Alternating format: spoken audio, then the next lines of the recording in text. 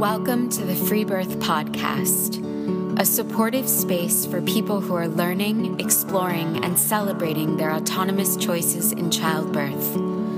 Together, we'll unpack truths, share personal stories, and claim our ability to birth freely and intuitively. Here's your host, Emily Saldea.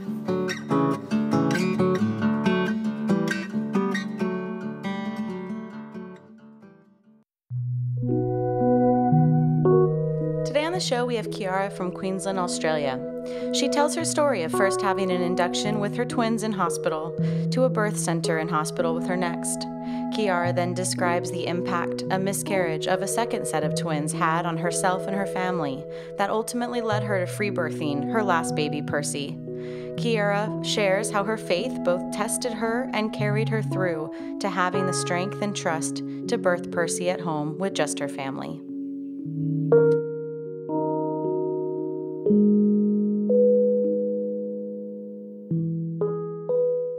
I planned on having a water birth, so at the hospital but in the birth centre.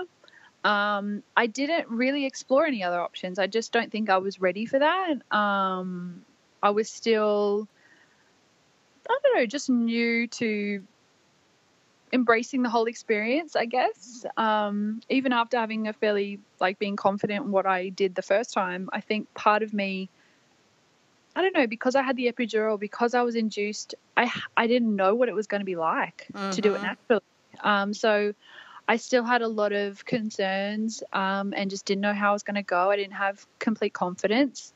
But I was going to try and stay home as long as I could and just really listen to myself this time. So yeah, it was the day before his due date, which is funny because that seems to happen a lot. Day before his due date, and the night before, I was like, I want to have this baby now. I have my family over and they prayed for me and they were like, yep, this is good timing. Just praying that it would be a great positive experience. So I went to bed at about 1 o'clock, and then for some reason, the whole pregnancy, I knew that my waters were going to break first. I just had that feeling, and 3 o'clock, woke up and I felt a break and a gush, and I was like, okay, well, I was right about that. So I just let my midwife know, and she's like, okay, cool, just, keep me updated or whatever. So I went back to bed. In the morning, I was just having I guess I didn't really feel anything. I went into the clinic at 11 o'clock and they monitored me for a while and like, oh, you're having contractions. I couldn't even tell, they were so light. So I went back home and they told me, you've got a window because your waters have broken. You've got that 18, 19-hour window until we're going to make things happen. So I was like, okay, well, I don't want that to happen. So I went home, determined that, this was how it was going to be. Went home, still had the twins there. My mother-in-law came and picked them up. And then I had my mum come over. So I had my husband and my mum there. And it's funny because it seems that I just get, I send my husband on, I send him out or I tell him to go do something. And I kept him busy all day. I sent him out and I wanted him to buy all this stuff for me. So he wasn't really around for when I was laboring. And it wasn't long. It felt like a long time because my waters broke first. So that was kind of a long time waiting for labor to start because I hadn't had any contractions before that day. But, I was very irritable for about a week. So I was definitely in pre-labor for a week before that. So it got to 6 o'clock. And things had been really good, and I had actually spent probably about 2 hours alone. I sent my mum away and I sent my husband away, and I was just in the lounge room and I had worship music on, and I was just every wave I had, I would just say thank you. And it was amazing. I had this beautiful spiritual experience. I just felt like it was me and God, and he was just speaking to me. And it was every time I was having to just breathe through the pain. I just knew what to do. Like I would stand up or I would sit down. I would walk around. I would lean. It was like I was dancing. It was just really beautiful, and it was just so peaceful, and it was so intimate. And then my mum came home and it kind of stopped. Like it slowed down all of a sudden. And I was like, oh, I'm just, I thought things were like happening by now, and all of a sudden it slowed down. She's like, that's it. I'm calling your father and we're going to pray. So she got on the phone, and as soon as he picked up the phone, I had the biggest contraction and it lasted like 2 minutes, and I was on the toilet too. And it was so intense. And I was like, okay, thanks guys. Thanks. That has definitely helped. So yeah, I stayed home. Like it was probably another half an hour, and I was probably ready. Like, let's be honest, I was ready, but I had to commute to the hospital. So I had everything ready, and I kept trying to stand up just to get in the car to go, and it was just too painful. I'd like get up, like, okay, I'm ready now, and then I would have another contraction. So it was a bit of an effort just trying to get into the car, and then the car trip was horrible. Oh yeah, it was just the worst. Anyway, I called my midwife and I was like, okay, it's happening, I'm coming in. And I had been so clear to her, like, I'm only going to come in at last minute, and it's probably going to be quick. I know that. So, when I say I'm coming, and that means it's happening. Mm-hmm. But it was like, she had actually been at the hospital since 5 o'clock that morning. So she should have been going home, and I should have had my backup midwife. But she was determined to be there. And I called her and I was like, okay, I'm coming in. She's like, oh, I just left. I was like, okay, assuming that she'll just call someone else and, get her replacement. But she didn't. And I get to the hospital and they're like, oh, she's not here. You have to go sit in the waiting room. And I was like, I could have a baby right here. Like, I thought I was going to have a baby in the car park. I didn't know what was happening. I've been trying to hold on kind of thing. So I'm sitting in the waiting room, and it was so hard. And thankfully I was only in there for about 5 minutes, and she rocked up. She's eating a dinner. And she's like, okay, let's go. So, oh my God. She's like, oh, yep, you're fully dilated. Great. Oh my gosh. She kind of just went into the corner and started doing paperwork. Mm-hmm. And I was like, okay, what do I do? Like, so I hopped in the shower, and I'm so glad I invited my mum, because I originally hadn't even planned on having her. But, before we went to the hospital, I was like, you want to come? And she's like, I'd love to come. Aw. Great, come. So it was just a spur of the moment decision, and I'm so glad she came, because Callum was with me. He was, helping me through that point. And Mum was like, okay, should we be filling up the pool, like the birth pool? And she's like, oh yeah, we should probably do that. Because my mum's like, she's ready. Like, she's almost in transition. Like, I've done this before. Why aren't you being more prepared, to my midwife? So yeah, she was the one who initiated filling up the birth pool, and my husband, yeah, they were trying to figure out, like, oh, can we just do this kind of thing? But I don't even know what planet my midwife was really on at that point. It was like, oh yeah, just go do your thing. Even though I'd never been in this room before, I never had a water birth before, I'd never gone into labor naturally before, so it was a new experience for me. Right. Whereas for her, she's thinking like, oh, you've already had a vaginal birth. Yeah. Just go do it. You know how it works. But I did not feel that totally. way. So yeah, I was in the shower for a while, but then the pool was only half full, and I hopped in, and she stopped the water, and I'm a really tall person, so there wasn't really enough water in there to be like comfortable. Like, it was up to like my waist, and that was it. But I was like sitting on the floor of the birth pool, and there was like a seat in there and everything. It didn't even get up to the seat. So there wasn't a lot of water in there. And yeah, so I hopped in, and it was getting really intense. And I remember thinking, wow, this is so much easier. Like, I had, maybe 5 really, really hard contractions to kind of breathe through. But compared to the induction with the Pitocin, it was like a walk in the park. Yeah. It made sense to me, and it was more intense. Like, the delivery was way more intense, but like the whole experience was just worlds apart. It was amazing. But yeah, like, my husband, he didn't hop in. He like stood behind me and, you know, was talking to me and everything. But I started, you know, I was in transition, so I started getting really flighty and, you know, freaking out, which shocked me because I'd never experienced that before.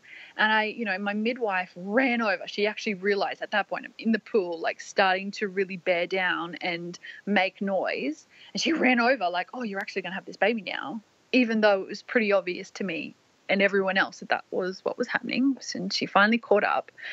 Anyway, I was sitting, and then I went to get up on my knees, and she just screamed at me to stop because she's like, you can't get out of the water, which I wasn't. I was just going to kneel. And at that point, I was just so shocked. Like, don't yell at me.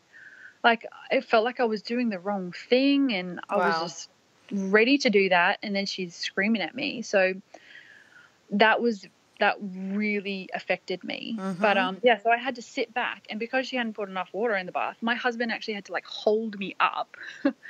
So, and then she's like, oh yes, and you're catching the baby, which we hadn't even talked about. I don't know, like, I'd had people just tell me when to breathe, where to sit, when to push, what to do with the twins, and then all of a sudden it was a free-for-all this time, and I was just like not mentally prepared to just take control. But yeah, he was, again, like really simple. He was bigger, like the girls were 5 pound each and he was 7 pounds. So, and he had a much bigger head. So that was a lot more painful, but it was just so simple and easy, in comparison. And it was really lovely, but like, you know, 2 pushes, he was born. I had him on my chest, and, yeah, we probably like sat in the bath for about half an hour.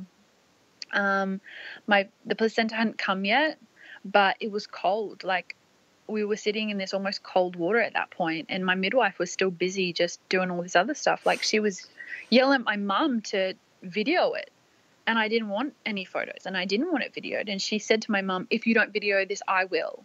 And then she went out in the hallway and invited people to come in and watch me. Wow. Because I was doing so well, and it's such a textbook kind no of wonder thing.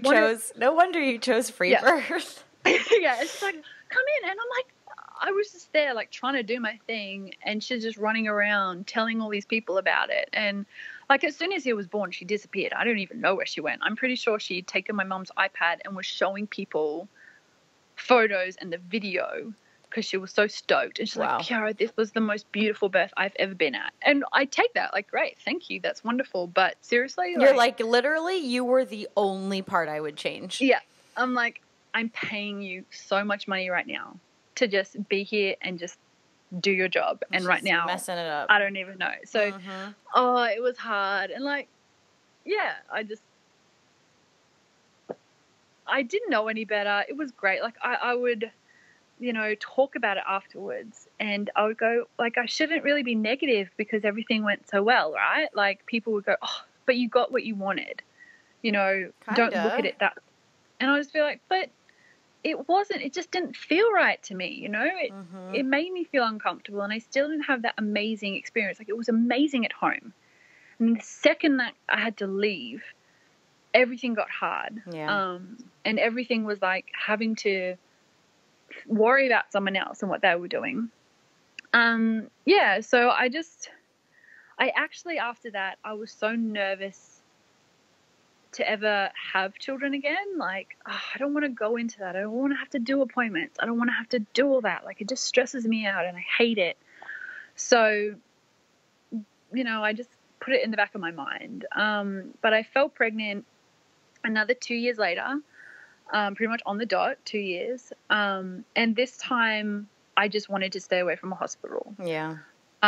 So when you were kind of processing Theo's birth, was it, I'm probably done having kids? I think, like, no. I look back and I think, oh my gosh, I was in such a different place, because at that point, like, we didn't know how many kids we were going to have.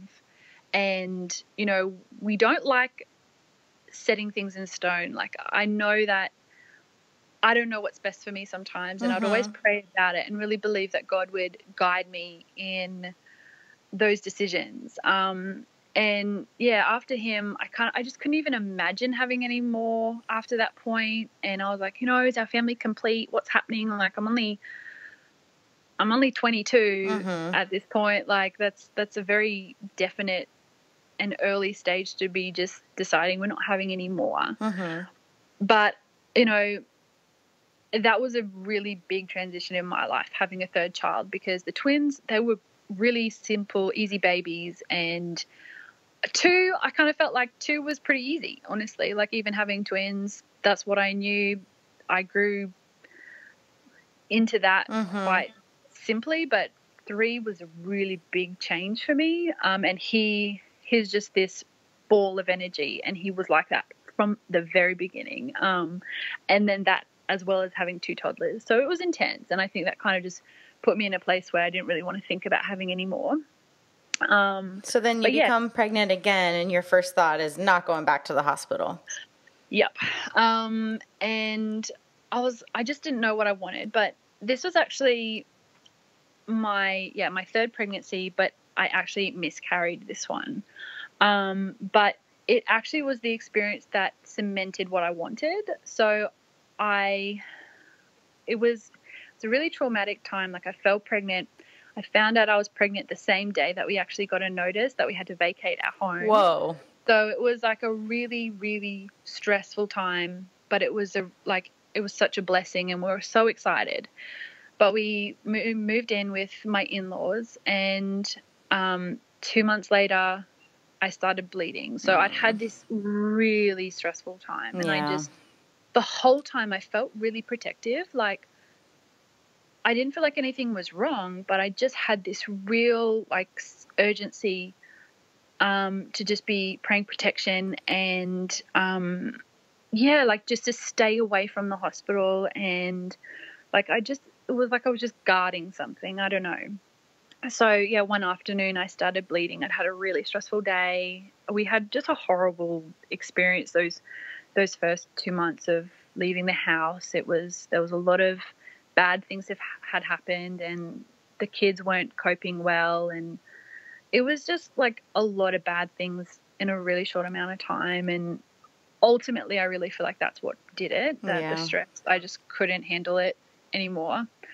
But yeah, I went into the hospital at 9:00 that night because I was like, I just want to know what's happening. And I haven't even had anyone check me. Like, I know I'm pregnant, but I don't really know how far. Like, I thought I was 11 weeks at that point, and I was. But yeah, I went in, and they were like, okay, they took me in pretty quick through the emergency room. But they were really like, oh, it's fine. There's nothing happening. We'll just check. Like, clearly trying to be positive and, you know, make sure I wouldn't freak out or anything. But I ended up getting an ultrasound a few hours later, and I've had a lot of ultrasounds. So I knew what I was looking for, and I could tell that there was no heartbeat and no blood circulation. And it was at that point I realized it was 2. So we're having twins again. Oh my gosh. But there was like no communication, you know, sitting there with the ultrasound tech, and she just looked, she did her measurements, she did all that, and was like, oh, you're measuring it 6 weeks. And I was like, well, okay. Like, but there wasn't heartbeats? No. Okay. So, and that was really obvious to me because I knew what to look for. But she didn't say anything to me. She just said nothing, and then looked at me and said, okay, well, you have options. And I was like, you haven't even told me. You haven't even looked me in the face right now and told me what you have found and what you haven't found. So it was like it was really strange. And like, I went back into the other room after that, and they're like, oh, so how is it? Like, you found a heartbeat and everything? I was like, no. She's like, oh no, surely like, you know, there would have been. And then the lady who I had been speaking to, she went back and she spoke to them and got like the report. She's like, oh, okay. And came and sat down and was like, okay, well, how about you come back in a week? You know, we'll see how things have gone. And we can do this little procedure. If you haven't eaten, it can be just done in 20 minutes. And like this a is all she DNC? said. Yeah. But she barely explained it to me. And I was just, thankfully, I was cluey enough to be like, I know what you're saying. Mm-hmm. I know that you're actually being really vague with me right now. And that makes me so uncomfortable. Mm-hmm. And just trying to make it seem like it wasn't a big deal. And like, they were obviously being very sensitive, but at the same time. But like weird. Yeah, it was weird. I was like, okay, right. So they like had booked me for an appointment for a week, and I went home and I was like, they didn't even tell me like that there was no heartbeat or anything like that. Wow. They didn't say anything at all. Like I could have, if I didn't know any better, I could have left there just thinking everything's fine, if I didn't know any better. Wow. Because all the tech said to me is, they're like measuring 6 weeks. And I could tell because I was like, okay, way too tiny. So yeah, the next day I had the miscarriage. Like I actually felt I needed to go home to my family, and we sat and we prayed together. And I was just sitting in the lounge room and I felt this sensation, and I went to the bathroom, and like there the baby was, like, because one was bigger and the other was little. And that was such a blessing to me that I actually got to see and I got to know. And so I wrapped, these babies up, and I went to my husband and I told him. So both came out. Yeah, well, it was, I could tell, like, they were still so little because it was only like 5-6 weeks. So, but by the looks of it, to me, one just hadn't formed. Like I had two Sacs. Yeah, sacs, but there was only like one visible baby kind of thing. So yeah, I went to my husband and I, broke that to him. And but we went outside, and there's a big tree in the backyard, and we dug a little grave and we buried them. And my daughters, they were really wanting me at that point. They came up to me like, Mommy, we want to cuddle and everything, because it's quite late at night. And I was like, listen. And I sat down and I explained to them what had happened. Like, the babies have died. And they were just beside themselves, like, especially as, they were like 3.5 at this point. But one of my daughters, she had a lot of questions to ask. And my other daughter, like, I took them out the back with us to kind of just say goodbye and to bury them. And my daughter, she just said to me, are we burying the babies so that they can keep growing? It was so beautiful. But yeah, it was like such an intimate, important time for me, to actually be able to say goodbye and have a safe place to process that and to grieve. And versus the alternative, if you hadn't have had that, you would have just rolled in and had a DNC without even really being explained what the heck was going on. What happened to me exactly. So yeah, and so he stayed with my parents, and we just had a week to just stop and just grieve and process that. But the whole time, like, as soon as I was booked in for exactly 7 days after, and I got a phone call, which I didn't answer. I was like, I'm not talking to you. I'm not talking to the hospital. They can just forget about me, whatever. They followed up twice a day for about a week. Wow. And I didn't answer any phone calls because I did not want to speak to them.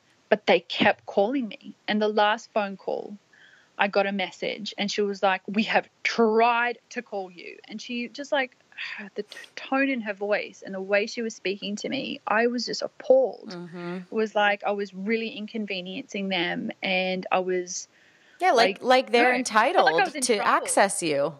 Yeah, and I was like, this is abusive. Like, you can't treat me like this. I have the freedom to choose what to do, and here you are, like, just almost abusing me. So yeah, that really cemented my desire to just stay away from the hospital. That was the last thing that just put me in a place where I don't want to do that again. I don't even want to walk in there again. But at that point, I didn't even think about having another baby. Like, I was very overwhelmed. But 2 months later, I was like, I'm pregnant. And yep, checked. I was pregnant. I didn't even have a positive pregnancy test at that point because I was so early. But yeah, I took a pregnancy test, and it wasn't positive. And then I felt like I prayed about it, and then I felt like I needed to take one a week later. So I did exactly that. A week later, I took another one, and it was positive. So I knew about where I was at. And, you know, there was a lot of processing that, like, yes, I am pregnant again. And like, there was a lot of fear around that. And I said to my husband, I don't want to go to the hospital, and I don't want the same midwife. If I have a midwife, it has to be someone who is on the same page as me. So we just left it. We just didn't pursue any care. I didn't go to a doctor because I'd had terrible experiences with GPs as well. So we, just kind of left it. And then Callum, he kept asking me, like, what do you want to do? And I said, how about we go talk to a midwife, see if we can get someone different, and we'll just start looking at options. So this was about. And had you heard the term free birth? Like, was unassisted pregnancy and birth even on the table in your brain? No, not at all. Like, I had no idea. I didn't know people did that. I don't have that many friends who have babies. I'm not in that kind of circle where it's talked about a lot. Or like, I just nothing. And honestly, all the people I'm usually around, they're rather conservative. So, or I have a lot of nurses around me, and so that's the normal. And I had no idea that free birth was a thing. And it was actually my husband from really early on. He just said, we'll do it ourselves, Kiara. I was like, you don't do that. Like, what even? And he just kept saying to me, like, you can do it. Like, your body's meant to do it. We've done it before. Let's just do it ourselves. And I just didn't take it. I was like, no, like, I'm not ready for that. So I booked a consultation with a midwife, same clinic. And I said to them, I would like another midwife this time, please. And they're like, okay, that's fine. So I went in to have my consultation, and they're like, oh, she'll be with you in a moment. And it was my same midwife. The last 2 times. And I was like, blessing in disguise, honestly. Yeah, I was like, I just know that this is going to be awkward, because she knows. She's like, oh, so they said that you wanted a different person this time? And I was like, oh, my God. So awkward. So awkward. So she booked me in for my my dating scan, as well as my mythology scan. So yeah, they did my they did my consultation, and they're like, okay, you call us back and we'll get you set up and everything. Anyway, so a week later, I went and had my ultrasound, and it was really interesting because during my last pregnancy, I really believe like I had seen this baby. Callum got this name. He got the name Percy, and I saw this little boy, and we fully believed that we were having a little boy named Percy. And then I had the miscarriage, and I was so confused. I was like, I saw this child. We felt so sure that this child was going to be a part of our family. And we were so confused because then I had a miscarriage, and we found out we're having twins, and it was, really confusing to me. So this time, like, falling pregnant again so quickly, we're like, well, is this child? Like, we had a lot of questions. So it was positive for us to go and have an ultrasound. And we both felt like potentially this is the child that we had seen. And yeah, she was lovely, and she asked us, okay, so do you know how far along you are and everything? I said, this is the date to the day that I'm guessing, but because I had a miscarriage and my body's been doing a few different things, I don't even know really officially how far along I am. But Callum, he's like, nah, this day exactly, you are this many weeks and this many days. That's my guess. Anyway, she's, doing measurements and she's like, okay, so you are exactly this far along. And he was right to the day. And were you nervous about it being multiples again? Yes. Because I totally get wanting to have ultrasound after 2 sets of twins. And that's kind of why, like, outside of that, I'm not really fazed about having ultrasounds, but it was that initial, like, please just tell us what's happening. I just need clarity right now. I mean, obviously you'd figure it out eventually, but I totally get that. I just kind of needed that from the get-go. Sure. But yeah, it was having one boy. We asked to know what we're having, and I was 19 weeks by then. She's like, yep, looks like a boy. And I just looked at Callum and we just had tears in our eyes and we're like, it's Percy. We know it's Percy. So that was a really beautiful moment. Yeah. A lot of healing there. And yeah, so I went home and I'm just saying to Callum, like, I don't want to go back to my midwives. I don't want to do that. I don't want to have all these awkward encounters and this. I don't want to feel like I have to please everybody else. It's me who I have to look after. And I feel like I'm doing things for other people. And he said to me again, we'll just do it on our own then. Right. And your births have been so close to perfect if you had just been treated better. Exactly. Yeah. If I'd been just told to believe in myself, then I would. Which you can control with a free birth. Yeah. So yeah, we just kind of didn't do anything. I just kept going along. I didn't have any more appointments. I decided I wouldn't even, my midwives didn't even call me. So that was such a blessing. I didn't even feel the pressure to say to them, I do or I don't want to go with you. It was just this, like, just do what you want. Kiara, like, what do you want to do? So you didn't do any more prenatal care after that ultrasound? No, that was like literally the only thing that we did. And Callum kept saying to me, like, let's do it on our own. And I just, still wasn't ready. So I was probably heading towards my 3rd trimester.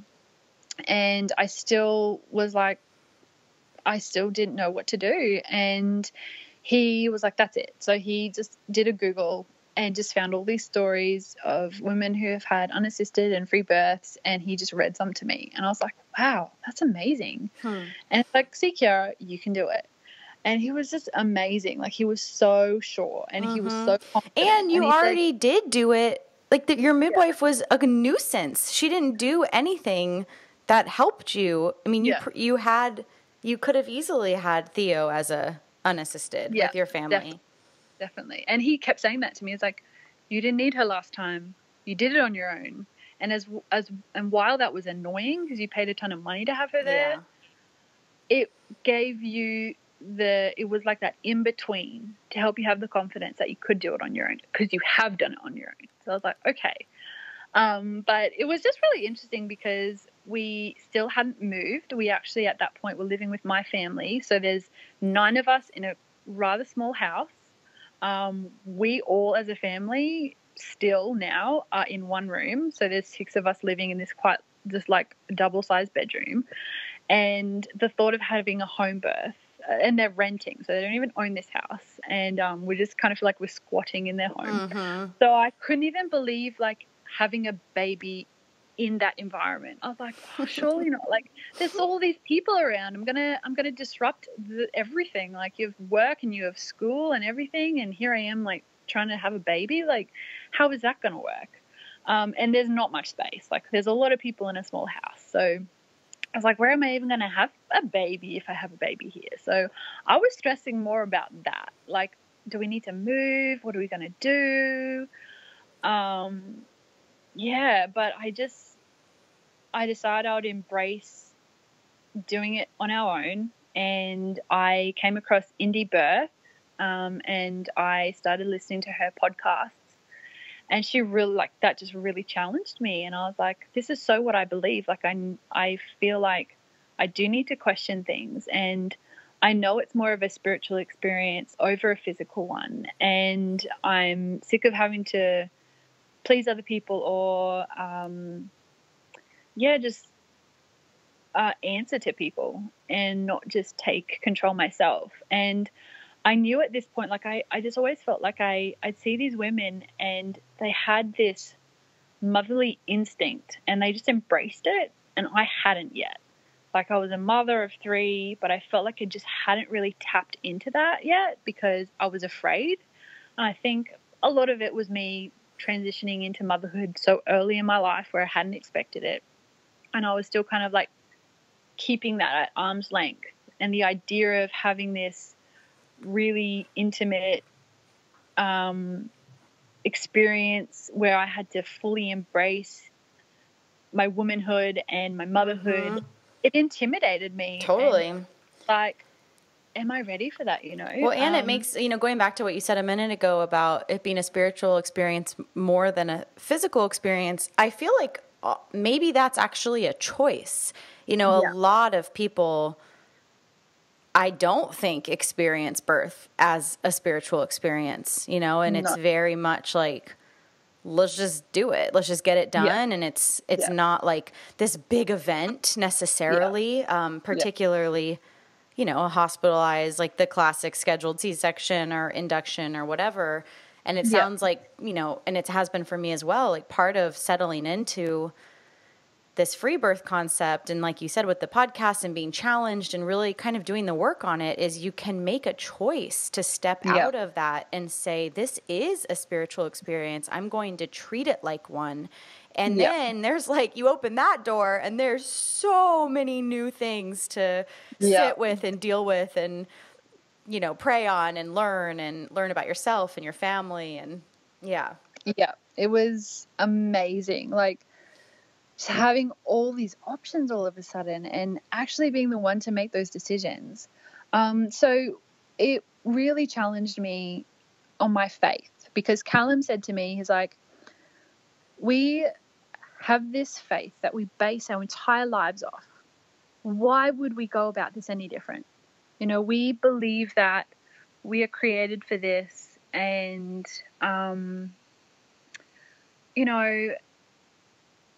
that God can do anything, that we trust him with our life, and we have faith in him in all things, that anything is possible. Why would we do this any different? Like, we, all of a sudden when it comes to something so important, it's just like, oh no, we trust in the doctor, or we trust in this above God. And that really challenged me because, I didn't have any support. As soon as I started talking about this with Christian friends, they just treated me like I was being irresponsible. It was too out there for them. And I really challenged them, like, come on, like, you say God is the center of your life. He's the Lord of your life. Yet you don't, like, here I am saying, okay, please lead me into this. And that's too, like that's too out there for you. Mm-hmm. So it really challenged me to live what I was, speaking out. Like, come on, are you actually going to let this happen? Are you actually going to trust in, what you've always believed in? It's so funny because it comes up around a judgment that I've had in the past around like yogis, and they're doing all this yoga and meditation, and it's all about self-knowledge and self-empowerment and, like really claiming yourself and being in your own power and connecting to God and the universe and feeling connected to source. And then they all just go birth at a hospital. Yeah. And it's like wait, it's hold on. Exactly. Like it's two separate things. Yeah. And I really believe that it's such a struggle because it's so important, like it's the next generation, it's your legacy, it's like a blood covenant that you're making when you give birth, when you conceive, when you give birth. It is a very important moment, and God wants to empower women and just get back to the heart of it. And I know that, I believe that there is an enemy, and I believe that he wants to steal that from me. And I feel that, and I know it's happened. I feel like when I get protective, and every time I'd speak to the doctors, I was just like, I break those curses I break that negativity. I break those things because I see it when you speak words out. I believe it builds something. And it can either build something negative or something positive. So, if someone walks into my space and they say something that I don't agree with, what do I do with that? Do I shut that down? Do I get that out? Or do I take that on board? And that was a decision I had to make. I had to be like, no, I am, what am I standing for here? And I'm going to be strong. So I stopped talking to people. I knew that I had to make a safe place, and I had to protect this challenge and this, mandate that I had, that this was something that was going to break some curses over my life and other people's lives, to empower them to step out in faith and to trust in their, perfect creation, that God created women to do this, that we are intricately and beautifully made, and that our bodies work perfectly. And this is what we are destined to do, and to not be afraid of that, to not doubt that, because if you're doubting that, you're doubting, God. And to me, that's a really big deal, to doubt that. So how did you contend with the possibility of death or something serious, going awry? That was probably one of the most beautiful things for me, is that I'm not afraid of death. See, because I believe in Jesus, and I believe he rose from the dead. I don't know if you know much of like Christian beliefs in the story, but, he came and he died so that I could be free and I could live my life not being weighed down by the mistakes that I've made or things that I struggle with. It's that he has a purpose for my life, and I'm meant to be here, and I have a calling, and I have something to bring to the world, and death is not the end of it. That I do believe in heaven, and it's not the end when you die. That's what I believe. And so that really challenged me. Like, do you believe that? Do you believe that there's a greater purpose than just living here on earth, and that there is life after death? So I all of a sudden had no fear of death, because I knew, it wasn't the end. And obviously still the complications and all the things that were in my mind, like what ifs, happen. Like my husband just constantly challenged me, and he said, we will not do anything by fear. So we declared that, and we decided that we would not make any single decision based off fear. We were basing all our decisions off faith. Mm-hmm. So if it was we were asked a question, and then we said, but that's a fear-driven question. Mm-hmm. We just shut it down. We were like, no, we're not thinking like that. So a lot of people would say to me, what if this happens? And Callum would say, like, he was always there to back me up, and he would say, but that's expecting the worst. And everyone goes into pregnancy and birth like preparing for the worst, and we are not doing that. We are preparing for the best. And if the worst happens, we take that when it comes. Right. That's where I think it's like that next step, where it's one thing, I think, to trust that everything's going to go perfectly. And then it's a whole nother thing to trust that whatever happens is God's plan, you know, and that, we talked about this before we started recording, that, I have a different language around this stuff, but I one of the reasons I wanted to talk with you and around your faith, and your choices in free birth is I love how similar our experiences are, even though I don't use those words. Christ is not a part of my life, or, or my spirituality, or, nor is Christianity. But I love just how much we're really saying and feeling the same thing. And a lot of women that I've interviewed, either from different faiths or just spiritual, or feeling, connected to source, or whatever words, we could all put in, that are very ultimately beautifully similar in this willingness and connectivity, to sit in this space to say, I am willing to let go and let God, and I am willing to do this, and what will be, will be. And that doesn't mean that, I don't think no one I have interviewed yet has an ignorance of it'll go perfect. Nobody has said that to me. Nobody has said that, but lots of people have said, like you are and like I feel, of I'm really willing to just trust, and I'm planning for it to go healthy and normal. Yeah. And, that's where our compass is pointed towards. And if something else, becomes available, then we're going to deal with it and we're going to figure it out. Yeah. And I believe that we're all body, soul, and spirit. And, our soul is our emotions and how we feel, and our spirit is that thing that is connected to God. And we so often allow our emotions and our soul to get in the way of that divine knowledge and wisdom that is right there, like available to all of us. We just shut it out.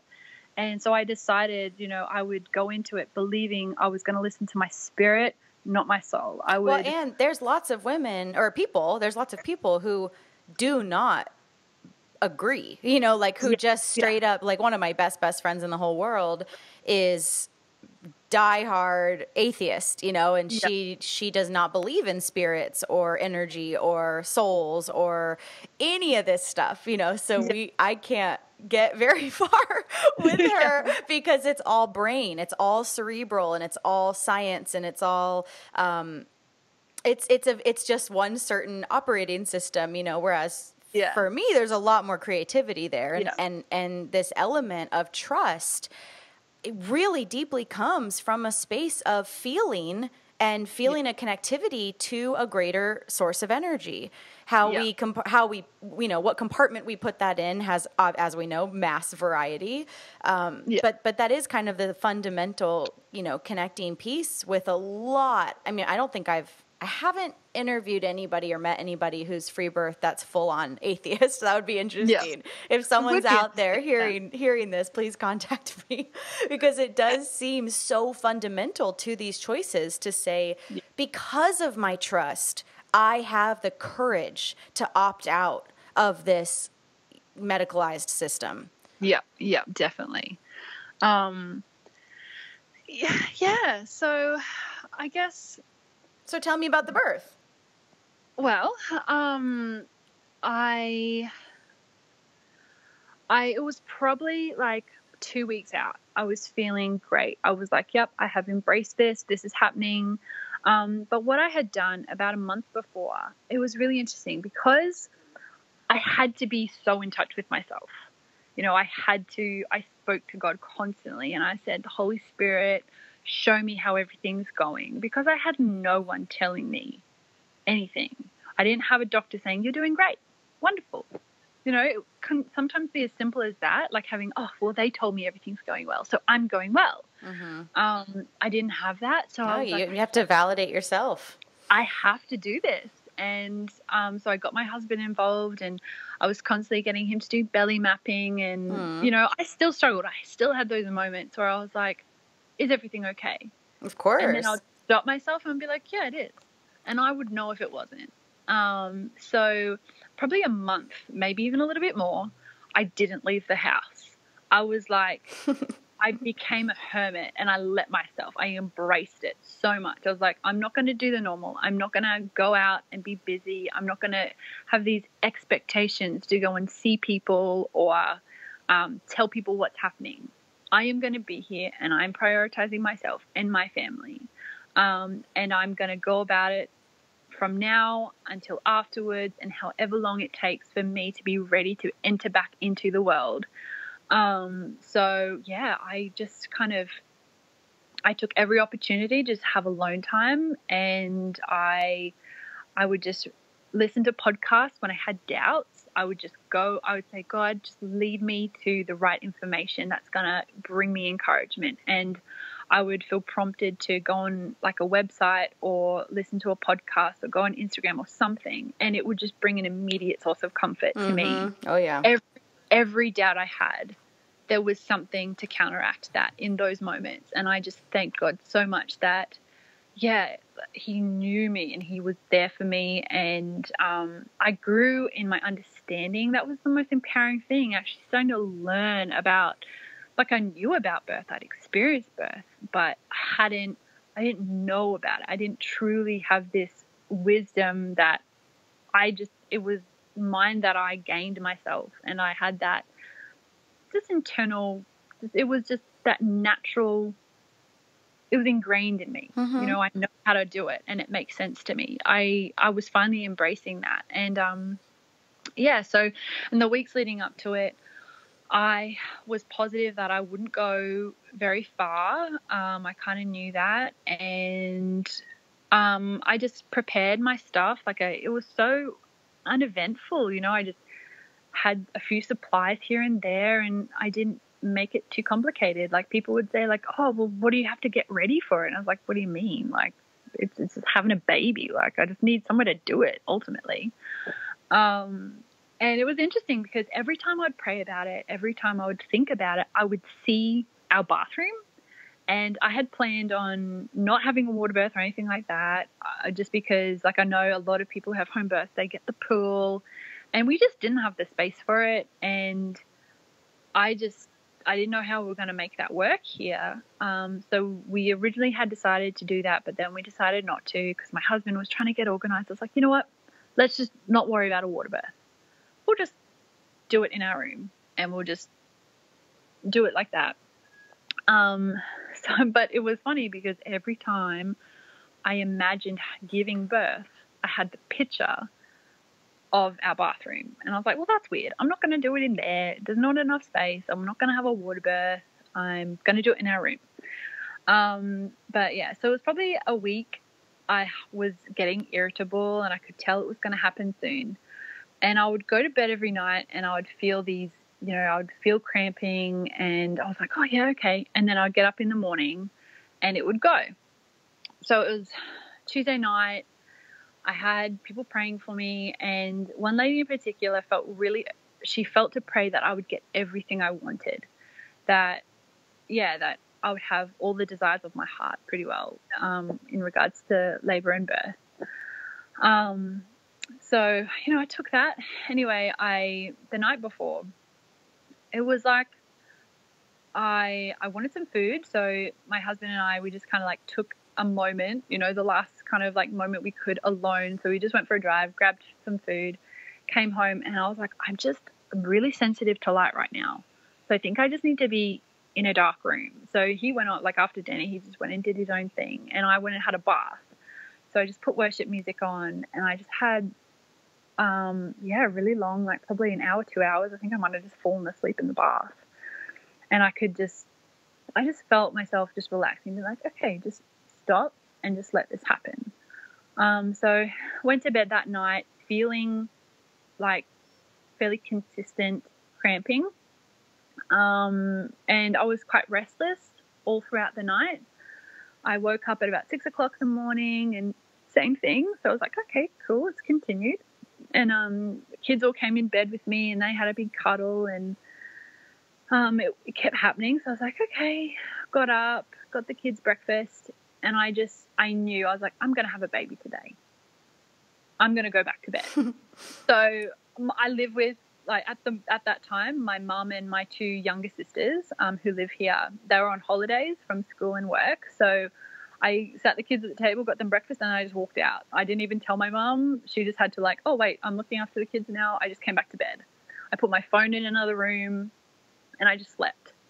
So I slept until about 11 o'clock and, got up, and I was feeling quite good. I was like, yep, it's still happening. Like, normally I would get up in the morning, like the last few days, and it would stop as soon as I kind of like got into my day and I was busy with the kids and stuff. I could tell that my body was like, oh, you're not ready yet. Like, you're busy. Just, okay, it's not happening yet. So this day I was like, no, it's going to happen today. I'm going to tell my body, I'm going to let this baby know that I am ready. So yeah, went to bed, had a sleep, had some good rest. And then at about midday, I was thinking I should probably call my husband to come home. But I knew that as soon as I called him, everyone at work, he's a barista, so he makes coffee. I'm like all the customers and all the staff who are anticipating this to happen, they're going to know because phone's going to go off really loud, and then there's going to be that expectation. And I still had my reservations if it was going to happen, just because everyone does. Like, is it not? I don't know. But I called him and it's just like, yes, what's up? I was like, well, I think you should probably come home a little bit early today. He was meant to be coming home around 5 o'clock. And he was like, well, turns out I got the wrong shift and I'm meant to be finishing early today anyway. I was like, well, great. That's convenient. So, yeah, he came home about 1:30 and I was just kind of in our room. I was actually taking photos of my birth supplies because for some reason I thought, you know what, if I do this again, I'll probably want to know what I had and what was useful to me and what wasn't. So I just took a few photos of the room because I thought, I'll just, I love taking photos. I'll take some photos of the space and, yeah, what we're using. And I had my essential oils going and had my music on and, yeah, just doing that. And then I decided, I'll sit down. So I sat on my birth ball and I sat at my computer and I took all the photos off my camera and I made sure it was charged and I just organized things a bit. And it definitely started getting a lot more intense by the time my husband got home. And the kids are amazing. Like, I have 3 very energetic young children and they were just so peaceful and they just left me to it. It was an amazing atmosphere in the house. And it just, it was so straightforward and easy. And I think they might have gone to the park at one point. I don't really remember. But, yeah, my husband came home. I was like, okay, what do you want to do, So he just helped me prepare and he kind of just left me alone. I'm usually I like being alone. So I think I might have sent him out to go buy something. And around 4 o'clock, my mum walked in and she was getting impatient. She was like, I'm ready for you to have this baby. And she's like, what time would you like to have this baby? And I was like, you know what? 7:30.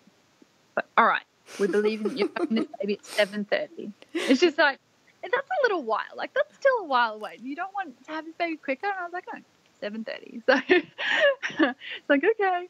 So yeah, I spent a lot of time walking. He didn't want me to sit still, that's for sure. Like, previous, experiences, I always felt like I had to stop and I would sit down or I'd lie down or I would, lean and I would have to stop to breathe through my contractions and stuff. But this time I couldn't stop. I had to pace the whole time. Like, as soon as I would stop, it was too hard to handle.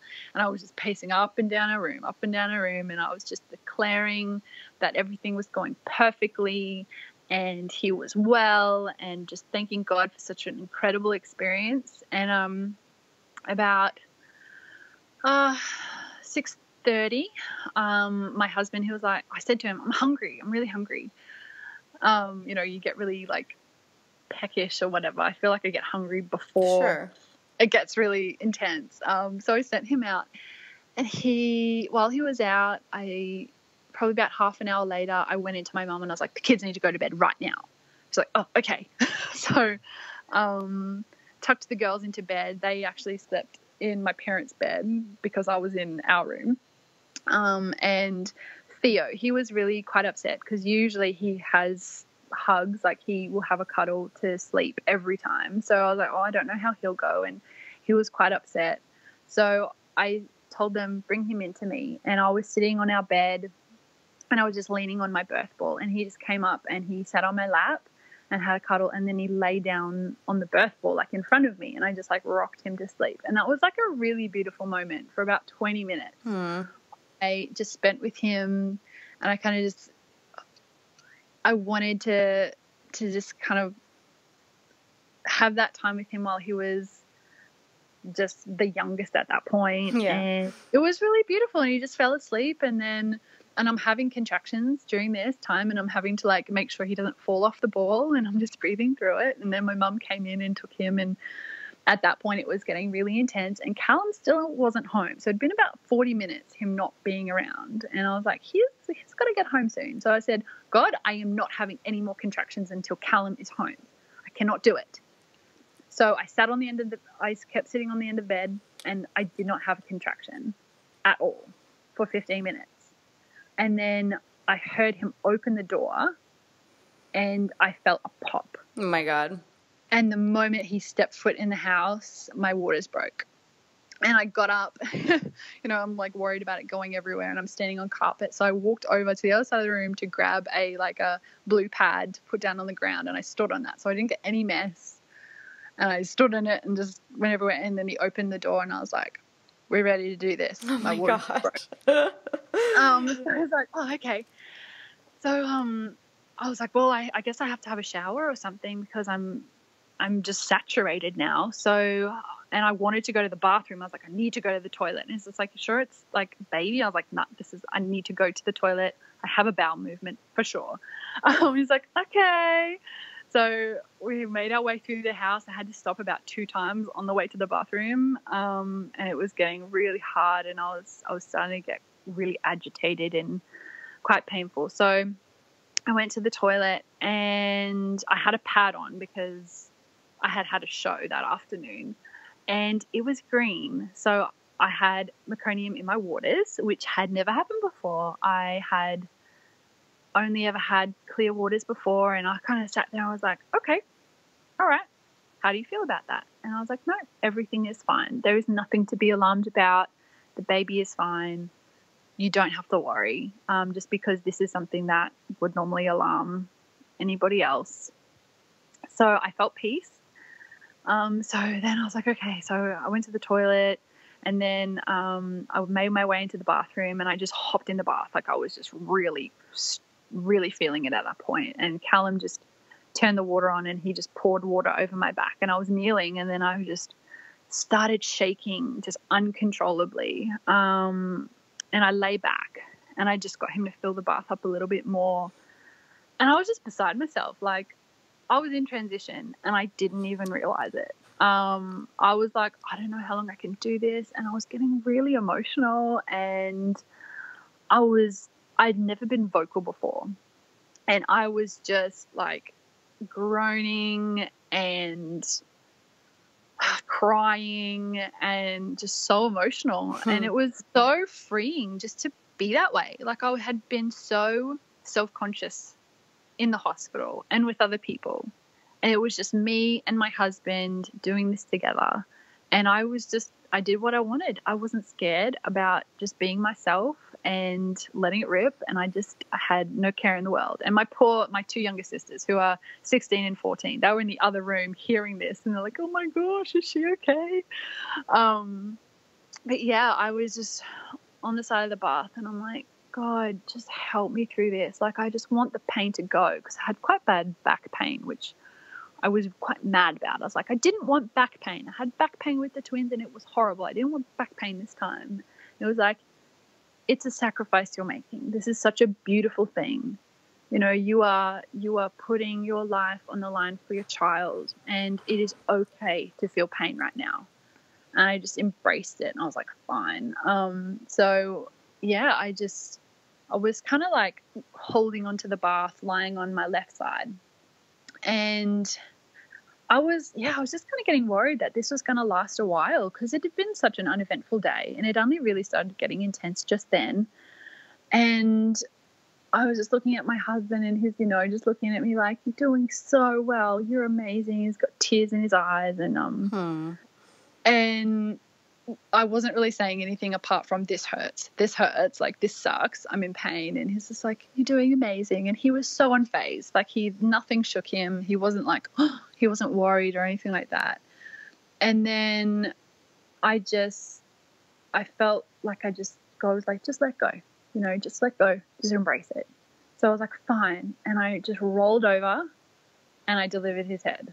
Like, he just came. Like, I didn't push, nothing like that. I just rolled over onto my back, and it just happened. And I immediately, it was just the biggest smile on my face. Like, I delivered his head, and then I just waited, and we just sat there peacefully. And I just looked at Callum. I was like, oh my gosh. Because, like, he's not properly just, like, born yet, but I knew that the hardest part was over. So I was just ecstatic. I was like, this is amazing. And then, I just let Callum catch him. So I just was like, I turned to Callum a moment before, and I was like, we're going to have the baby right here.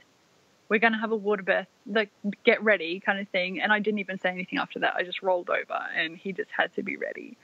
So yeah, just another push and he was born, and Callum caught him and he put him up on my chest, and it was just so peaceful and just so, like, that was it. Like, half an hour ago I was in there and now I'm in here and now we have a baby. You know, it was so straightforward. And yeah, so like we had the like fluoro light on. It was not a lovely atmosphere. So he was like, okay, like turn around. He got me up the other end of the bath and refilled the bath so it was nice and warm, and put some candles on and turned the light off. And my mum came in, and my mum and my 2 sisters had been in the other room and they'd been praying for us, and they heard him cry because he like just started crying immediately, and it was very loud, and they were like, oh my gosh, he's been born. And it was so beautiful having them.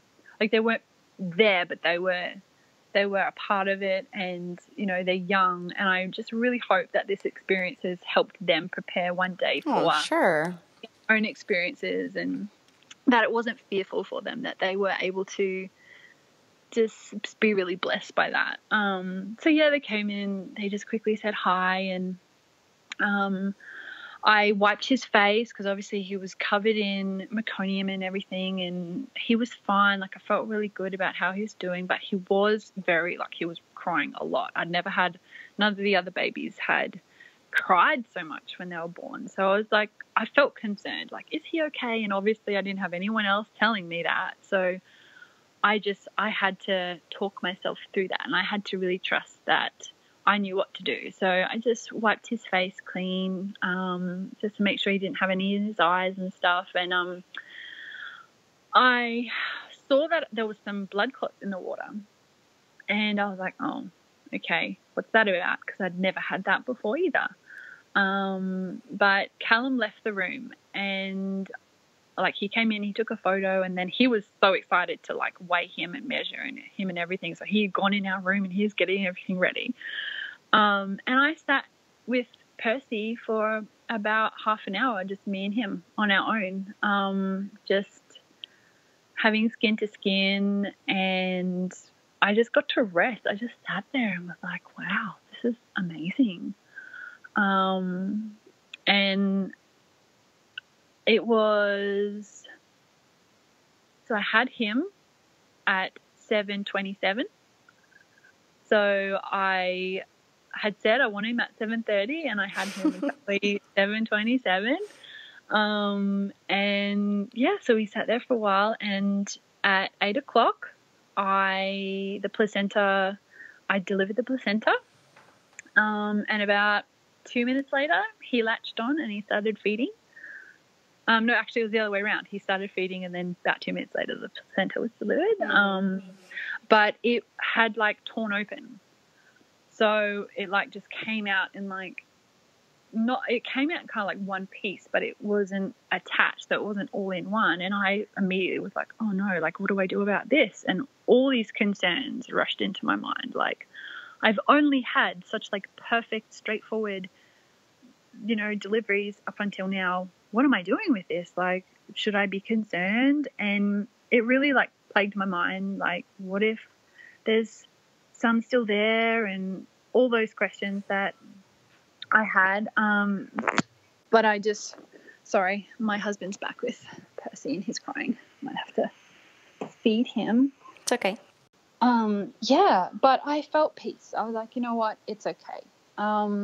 Your body knows what to do. Your body is intelligent. You know, you can have faith that everything's fine. So did the whole placenta come out though? It was definitely like all of it. I still had like some clotting, like blood clots coming for a few days, and then that stopped. So I checked the placenta, and I could tell that, you know, the cord was fine. And yeah, I guess I'd never really seen it and known what to expect or how to prepare for that. Mm-hmm. So part of me was unsure because I knew what to look for and how to check one, but then all of a sudden it was just in pieces. It had torn open. So it was almost like by the time I was looking at it, it was like inside out all over the place. So I was like, it's no way of knowing. And it was really big too. So I was nervous and I thought, well, maybe I'll have to go and get checked. And my husband's like, if we do, that's fine. Like, we'll do that if that's something you feel. But we just, left it for then. I felt positive and I felt like we could just see how it was going. And I wasn't bleeding really heavily or anything like that. There was no hemorrhaging and I was feeling good. I was feeling a little lightheaded maybe 2 hours afterwards. But, I didn't feel sick or anything like that. So after like 2 hours of just sitting with him and just mulling over, the whole process, we then got out and I had a shower and my husband, he had skin to skin with him. So it was like 10 o'clock by then. Yeah. So, we just dedicated him, which pretty much is us just saying to God, like, thank you for our son. And we just want to just put him in your hands and just, praise you for what a wonderful experience this has been.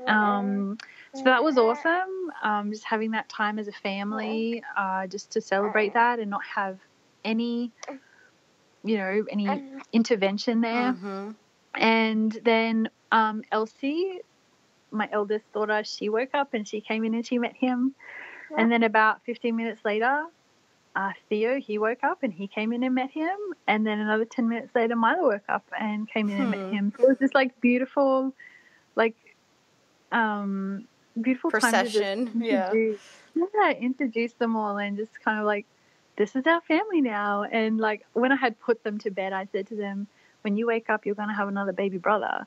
And they were just so excited. And it was really surreal. It was amazing because with Theo, I was in hospital for only like 5 hours after I had him. I went home straight away, but they were staying with Callum's parents. So they only kind of came in and out like that first week, only a few times. So it was definitely a much harder transition with Theo. But with Percy, like everyone was a part of the whole experience and it was just amazing. So yeah, I got to have cuddles with all of them and I was up till like midnight. I was probably the last one awake and we all just went to bed, all of us, in our one room, and it was amazing. And then for the next 3 weeks, I really kind of stayed home and I embraced all my time with Percy. I didn't have any visitors. I think I might have we had Callum's parents come over after a few days. But yeah, we really just created that safe space, continued that on. And I didn't rush off to go to the hospital to get checked or anything like that. I was feeling good. And yeah, it was just so different compared to what I'd had. And I made sure I didn't feel any expectation to have visitors. And no, I just prioritized my own needs and I rested and I had the most amazing time those first 3 weeks. And I immediately just felt such a closer connection with him that I listened to him and I'd listen to myself. And, he would cry and I knew what it was. Like I knew if he needed a nappy change. I knew if he was in pain. I knew if he wanted to feed. I'd never had that closeness so fast. We knew each other and we had this incredible connection. And, yeah, it was just really life-changing and so empowering just knowing, like, I know this. And I should never have doubted myself before. Yeah. Beautiful. Wow, what a journey. Yeah. So I asked my husband, would you do it again? He's like, yeah, we would do it that way again. So I feel really good. Like I did have concerns about my health afterwards, like not knowing if I would have to go and get checked to see if there was any placenta left and things like that. But I stopped bleeding at the right time. I haven't had any pain and all those things. So I just felt like, no, I'm good. So yeah, that was it. Beautiful. I could totally picture the whole thing. That's awesome. I really could. Awesome. Well, thank you so much. What an inspiring story. And Oh, it's just so beautiful. Such a wild ride. Yeah. Thank you so much for having me. It's so exciting to share this. Yeah, it's fun to kind of go back through them, huh? Yeah. Awesome. All right, girlfriend. Thank you so much. It was lovely to connect with you today. Thank you. You too. All right, we'll talk soon. All right. Bye. That's it for today, everyone. Join us next week for another episode of the Free Birth Podcast. Thanks for joining us, and remember, your body, your choice. Lots of love.